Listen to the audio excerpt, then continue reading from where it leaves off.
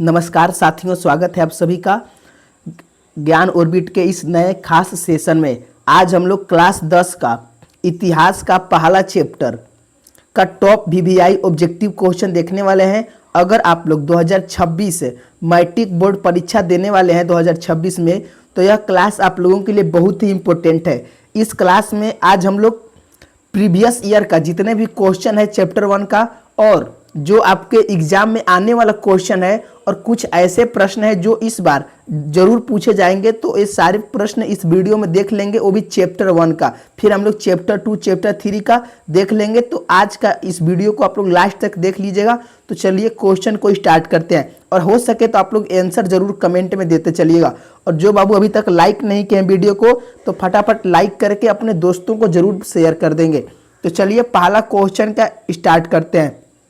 कह रहा है कि इटली और जर्मनी के एकीकरण के विरुद्ध निम्न में से कौन था। तो यह बाबू मोस्ट वीवीआई क्वेश्चन है, और कई बार एग्जाम में आ चुका है, और इस बार भी यह क्वेश्चन आने वाला है। तो इटली और जर्मनी के एकीकरण के विरुद्ध निम्न में से कौन था। ऑप्शन ए करें इंग्लैंड था, ऑप्शन बी रूस, ऑप्शन सी प्रसा, कि ऑप्शन डी ऑस्ट्रिया। तो याद रखिएगा पहला आंसर हो जाएगा आपका ऑस्ट्रिया, यानी इटली और जर्मनी के एकीकरण के विरुद्ध निम्न में से कौन था, तो ऑस्ट्रिया था। ऑप्शन डी आपका बिल्कुल सही आंसर हो जाएगा। चलिए अगला क्वेश्चन दूसरा का आंसर देंगे। करें कि इटली वर्तमान में कौन से महाद्वीप में आता है। यह भी क्वेश्चन वीवीआई है, और जरूर यह क्वेश्चन आएगा बाबू। 5 से 10 ऐसे क्वेश्चन बताएंगे जो कि आपके 90% 100% में 90% आने का चांस है इस बार 2026 में। तो इटली वर्तमान में कौन से महाद्वीप के अंतर्गत आता है। करें उत्तरी अमेरिका, दक्षिणी अमेरिका, यूरोप के अंतर्गत, कि पश्चिमी एशिया के अंतर्गत। तो याद रखिए यूरोप के अंतर्गत आता है। ऑप्शन सी आपको ध्यान रख लेना है। चलिए अगला क्वेश्चन देखते हैं। नेक्स्ट क्वेश्चन तीसरा प्रश्न कह रहा है कि फ्रांस में किस शासन वंश की पुनः स्थापना वियना कांग्रेस के द्वारा की गई थी। तो फ्रांस में किस शासन वंश की जो स्थापना है वो वियना कांग्रेस के द्वारा किया गया था।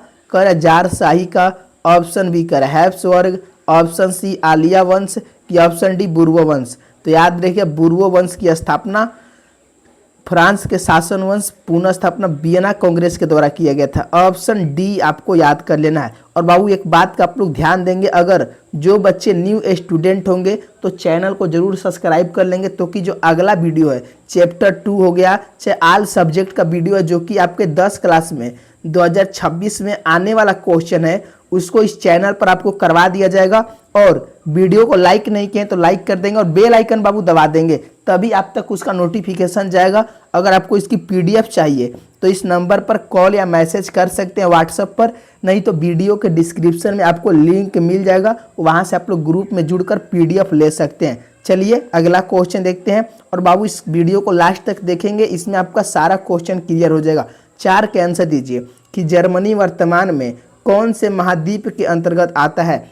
तो जो जर्मनी है वह वर्तमान में कौन से महाद्वीप के अंतर्गत आता है। करें एशिया, यूरोप, की ऑस्ट्रेलिया, की उत्तरी अमेरिका। तो याद रखें एशिया, सॉरी बच्चों, यूरोप महाद्वीप के अंतर्गत आता है। ऑप्शन बी आपका सही हो जाएगा। चलिए नेक्स्ट क्वेश्चन की ओर चलते हैं। अगला क्वेश्चन देखते हैं क्या कह रहा है। 5वां प्रश्न कह रहा है कि जेलवेरिन कैसी संस्था थी। तो जो जेलवेरिन है बाबू कैसी संस्था थी। ऑप्शन ए क्रांतिकारियों की, ऑप्शन बी व्यापारियों की, ऑप्शन सी विद्वानों की, ऑप्शन डी पादरी एवं सीमांतों की। तो याद रखेंगे जेलवेरिन जो संस्था है वह व्यापारियों की संस्था है।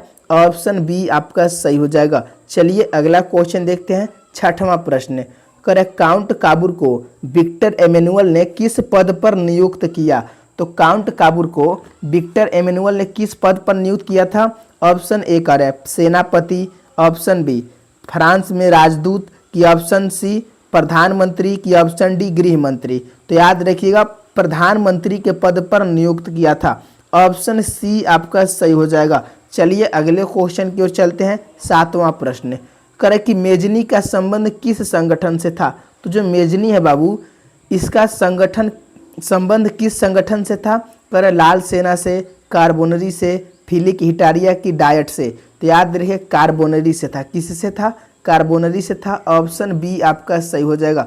अगले क्वेश्चन की ओर चलते हैं। 8वां प्रश्न 8 के आंसर देंगे कि फ्रांस और प्रसा के बीच में सन 1870 में युद्ध कहाँ हुआ था। तो फ्रांस और प्रसा के बीच युद्ध में सन 1870 में युद्ध कहाँ हुआ था, कह सेडोन में, सेडोवा, फ्रैंकफर्ट की साइडाइन। तो याद रखिएगा सेडोन में हुआ था। कहाँ हुआ था, सेडोन में हुआ था। ऑप्शन ए आपका बिल्कुल सही हो जाएगा। और बाबू कुछ लाइन आपको बता रहे हैं, इससे आपको कुछ सीखने की मिलेगी और बताएंगे कि आ एक लाइन आपको कैसा लगा। तो याद रखिए बाबू, आप लोग उस हर आदमी से कहिएगा कि जरा कामयाब तो होने दो मुझे दोस्तों, यानी जरा कामयाब होने दो मुझे दोस्तों, फिर मेरे दिन भी बदल जाएंगे। जो 4 लोग मेरे पीछे बातें करते हैं वह भी मेरे पीछे चले आएंगे। तो आप लोग के पीछे कुछ लोग होंगे जो कहते होंगे कि ये कुछ नहीं कर सकता है, तो आप लोग उसको यही कहिएगा कि मुझे कामयाब हो जाने दो, फिर मेरे दिन भी बदल जाएंगे। जो 4 लोग आज पीछे कुछ बातें करते हैं कल वही मेरे पीछे चले आएंगे, यानी मेरे पीछे चलेंगे। चलिए अगले क्वेश्चन की ओर चलते हैं। 9 क्वेश्चन, 9 का फटाफट आंसर दीजिए। करें कि एड्रियानो पुल की संधि कब हुई थी। तो 9 के आंसर लगाएंगे बाबू कि एड्रियानो पुल की संधि कब हुई थी।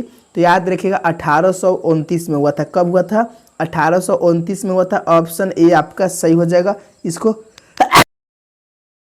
ध्यान रखेंगे। चलिए नेक्स्ट क्वेश्चन की ओर चलते हैं। 10वां प्रश्न, करें नेपेल्स की क्रांति कब हुई थी। तो जो नेपेल्स की क्रांति हुई थी बाबू कब हुई थी, करें 1820 1821 में। तो याद रखिएगा नेपेल्स की जो क्रांति हुआ था वह 1821 में हुआ था। और इस सारे क्वेश्चन को याद कर लेते हैं तो आपका जो 2026 में आने वाला क्वेश्चन है पहला चैप्टर से वह बाबू क्लियर हो जाएगा। बस एक वीडियो काफ़ी है आप लोगों के लिए। चलिए 11 के आंसर दीजिए कि सेडोन का युद्ध किनके बीच हुआ था। तो सेडोन का युद्ध किनके बीच हुआ था। ऑप्शन ए करें ऑस्ट्रिया और प्रसा के बीच, ब्रिटेन और प्रसा, प्रसा और रूस की फ्रांस और प्रसा के बीच। तो याद रखिए सेडोन का जो युद्ध हुआ था किनके बीच हुआ था बाबू, तो फ्रांस और प्रसा के बीच हुआ था। ऑप्शन डी आपका सही हो जाएगा, इसको ध्यान रखेंगे। अगला क्वेश्चन देखते हैं। 12 प्रश्न, कर ऐतिहासिक द्वंद्ववाद की व्याख्या किसके द्वारा किया गया था। तो याद रखिए ऐतिहासिक द्वंद्ववाद का जो व्याख्या है वह हीगेल के द्वारा किया गया था। किसके द्वारा बाबू, हीगेल के द्वारा किया गया था। ऑप्शन ए को ध्यान रखेंगे। और बाबू आप लोग 12 क्वेश्चन में कितना क्वेश्चन अभी तक सही कर पाए हैं एक बार कमेंट लिख देंगे। और बाबू अगले वीडियो में आपको कौन सी टॉपिक पर वीडियो चाहिए आप कमेंट लिख सकते हैं। हम आप लोगों का कमेंट देखेंगे और उस पर अच्छे से क्वेश्चन वीडियो बनाने का कोशिश करेंगे। तो आप लोग कमेंट अपना जरूर लिखेंगे। 13 का आंसर दीजिए कि फ्रैंकफर्ट की संधि कब हुई थी। तो याद रखिए फ्रैंकफर्ट की जो संधि हुई थी बाबू यह बहुत ही इंपॉर्टेंट क्वेश्चन है। 1871 में हुआ था, इसको याद कर लेंगे। 1871 में आपका फ्रैंकफर्ट की संधि हुआ था। चलिए अगला क्वेश्चन 14 प्रश्न, करें कि जर्मन राइन राज्य का निर्माण किसने किया था। तो जर्मन राइन राज्य का निर्माण किसने किया था, करें लुई 18वां ने कि नेपोलियन बोनापार्ट ने। तो याद रखिए नेपोलियन बोनापार्ट ने करवाया था। ऑप्शन बी को ध्यान रखेंगे। चलिए अगले क्वेश्चन की ओर 15 क्वेश्चन, करें कि फ्रांस में वियना कांग्रेस द्वारा किस शासन वंश की पुनः स्थापना की गई थी। तो फ्रांस में वियना कांग्रेस के द्वारा किसका पुनः स्थापना किया गया था, तो बुर्बो वंश का किया गया था। ऑप्शन डी को ध्यान रखेंगे, बुर्बो वंश का। चलिए अगला क्वेश्चन 16 प्रश्न, कर किस युद्ध के बाद जर्मनी का एकीकरण पूरा हुआ। तो याद रखें किस युद्ध के बाद, कर क्रीमिया का युद्ध नहीं बाबू, याद रखेंगे सेडोन के युद्ध के बाद जर्मनी का एकीकरण पूरा हुआ था।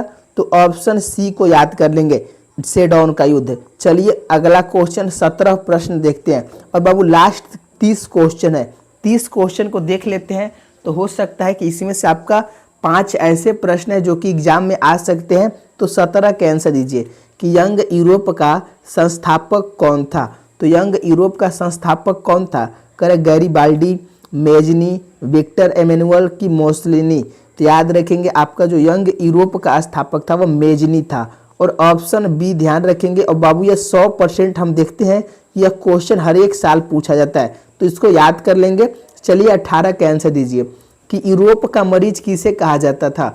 तो यूरोप का मरीज किसे कहा जाता था, क्या तुर्की को, इटली को, इंग्लैंड को कि फ्रांस को। तो याद रखेंगे 18 का आंसर क्या हो जाएगा, तो यूरोप का मरीज किसे कहा जाता था? तो याद रखिएगा 18 का जो आंसर हो जाएगा तुर्की को कहा जाता था। ऑप्शन ए ध्यान रखेंगे। चलिए नेक्स्ट क्वेश्चन देखते हैं। 19 प्रश्न कह रहा है कि वियना कांग्रेस कब हुआ था? तो याद रखो जो वियना कांग्रेस हुआ था वह 1815 में हुआ था। कब हुआ था? 1815 में हुआ था। ऑप्शन ए आपका बिल्कुल सही हो जाएगा। चलिए नेक्स्ट क्वेश्चन 20वां प्रश्न देखते हैं। कह जर्मनी के एकीकरण का प्रमुख वस्तुकार कौन था? तो जर्मनी के एकीकरण का जो प्रमुख वस्तुकार है कौन था? तो याद रखेंगे 20 का जो आंसर हो जाएगा बिस्मार्क था। ऑप्शन डी आपका सही हो जाएगा। कौन था वो? बिस्मार्क था। 10 और क्वेश्चन बचा हुआ है और देखते हैं इस 10 इंपोर्टेंट क्वेश्चन में कौन बच्चे हैं जो कि 10 में 10 सही करके दिखाते हैं। चलिए 21 के आंसर दीजिए कि इटली के एकीकरण में निम्न में से किसका संबंध नहीं है? तो इटली के एकीकरण में किसका संबंध नहीं है बाबू? तो याद रखिएगा 21 का आंसर क्या हो जाएगा? तो देखिए सबका संबंध है लेकिन बिस्मार्क का संबंध नहीं है इटली के एकीकरण में। ऑप्शन ए याद कर लेंगे। चलिए अगला क्वेश्चन 22 के आंसर लगाएंगे कि 1830 की क्रांति के बाद फ्रांस में किस प्रकार का शासन स्थापित हुआ? तो 1830 के बाद फ्रांस में कौन सा स्थापन स्थापित हुआ था? तो संवैधानिक राजतंत्र। 22 के आंसर क्या हो जाएगा? तो संवैधानिक राजतंत्र स्थापित हुआ था। इसको ध्यान रखेंगे। ऑप्शन सी आपका सही हो जाएगा। चलिए नेक्स्ट क्वेश्चन देखते हैं। 23 क्वेश्चन करें जर्मनी के एकीकरण के लिए कौन उत्तरदायी था? तो जो जर्मनी का एकीकरण हुआ था बाबू उसके लिए कौन उत्तरदायी था? क्या आंसर हो जाएगा? सभी बच्चों का आंसर आना चाहिए। 23 के आंसर देंगे तो याद रखें वो गैरीबाल्डी। जर्मनी के एकीकरण के लिए कौन उत्तरदायी था? तो गैरीबाल्डी था। ऑप्शन सॉरी बच्चों 23 के आंसर क्या हो जाएगा? देखिए बिस्मार्क था। सॉरी बच्चों बिस्मार्क था। ऑप्शन बी आपका ऐसे जो बिस्मार्क उत्तरदायी था। चलिए 24 के आंसर दीजिए कि 1871 में कौन सी संधि हुई थी? यह भी मोस्ट वीवीआई क्वेश्चन है। तो 1871 में कौन सी संधि हुई थी? क्या आंसर हो जाएगा? सबका आंसर आना चाहिए। तो याद रखेंगे बाबू कौन सी संधि हुई थी? तो 24 का याद रखेंगे फ्रैंकफर्ट की संधि हुआ था। ऑप्शन ए आपका सही हो जाएगा। इसको ध्यान रखेंगे। अगला क्वेश्चन देखते हैं 25 क्वेश्चन करे गैरीबाल्डी पेशे से क्या था? तो याद रखे बाबू गैरीबाल्डी जो था वो पेशे से क्या था? करे जमींदार था, सिपाही था, नाविक था कि किसान था? तो याद रखेंगे नाविक था। ऑप्शन सी आपका सही हो जाएगा। गैरीबाल्डी पेशे से नाविक था। चलिए अगला क्वेश्चन 26 के आंसर दीजिए कि रक्त एवं लौह की नीति का प्रतिपादन किसने किया था? तो रक्त एवं लौह की नीति का जो प्रतिपादन किया था किसने किया था? तो बिस्मार्क ने किया था। ऑप्शन सी आपका सही हो जाएगा। बिस्मार्क ने किया था। चलिए नेक्स्ट क्वेश्चन देखते हैं 27 क्वेश्चन कह कि किस देश का साहित्य एवं ज्ञान विज्ञान यूरोप वासियों के लिए प्रेरणा स्रोत रहा है? तो किस देश का साहित्य एवं ज्ञान विज्ञान यूरोप वासियों के लिए प्रेरणा स्रोत रहा है? कह जर्मनी का, यूनान का, पोलैंड का कि तुर्की का? तो याद रखेंगे बाबू यूनान का। और यह क्वेश्चन इंपॉर्टेंट है बाबू। ऑप्शन बी ध्यान रखेंगे। चलिए अगला क्वेश्चन देखते हैं 28 क्वेश्चन कह चार्टिस्ट किस देश में हुआ था? तो याद रखेंगे जो चार्टिस्ट हुआ था वो इंग्लैंड में हुआ था। किस में हुआ था? इंग्लैंड में हुआ था। ऑप्शन डी आपका बिल्कुल सही हो जाएगा। मात्र 29 क्वेश्चन है बट सारे बच्चे फटाफट लगाएंगे। लास्ट क्वेश्चन तक आ चुके हैं। एक क्वेश्चन और बचा हुआ है। कह रहा यूनान को स्वतंत्र राष्ट्र घोषित कब किया गया? तो याद रखेंगे यूनान को स्वतंत्र राष्ट्र घोषित कब किया गया था? तो 1832 में किया गया था। कब? 1832 में। ऑप्शन बी सही हो जाएगा। चलिए 30 का आंसर दीजिए कि एड्रियानो पुल की संधि किन दो देशों के मध्य हुआ था? तो देखते हैं 30 का कौन बच्चे सही आंसर लगाते हैं। तो एड्रियानो पुल की जो संधि हुई थी किन दो देशों के बीच हुआ था? तो याद रखेंगे यूनान और पोलैंड के बीच हुआ था। ऑप्शन ए आपका सही हो जाएगा। यूनान और पोलैंड के बीच। तो चलिए हम लोग 30 क्वेश्चन कर चुके हैं जो कि आपके एग्जाम में आने की संभावना अधिक है बाबू। तो अपने दोस्तों को इस वीडियो को शेयर करेंगे और अभी तक लाइक नहीं किए तो लाइक करेंगे। जो बच्चे न्यू स्टूडेंट होंगे और वीडियो अच्छा लगा होगा वो तो ऐसे ही वीडियो के लिए चैनल को आप लोग जरूर सब्सक्राइब कर लेंगे ताकि आने वाला जो वीडियो है आप तक उसका नोटिफिकेशन चला जाएगा। और पीडीएफ के लिए इस नंबर पर मैसेज या कॉल कर सकते हैं। व्हाट्सएप पर बाबू खाली हाय लिख दीजिएगा, हम आपको ग्रुप में जोड़ देंगे और इसका पीडीएफ भी दे देंगे। तो धन्यवाद। आज का क्लास कैसा लगा आप लोग कमेंट में जरूर लिखेंगे और अगले वीडियो में कौन सा सब्जेक्ट पर ऑब्जेक्टिव चाहते हैं आप लोग कमेंट में लिख देंगे।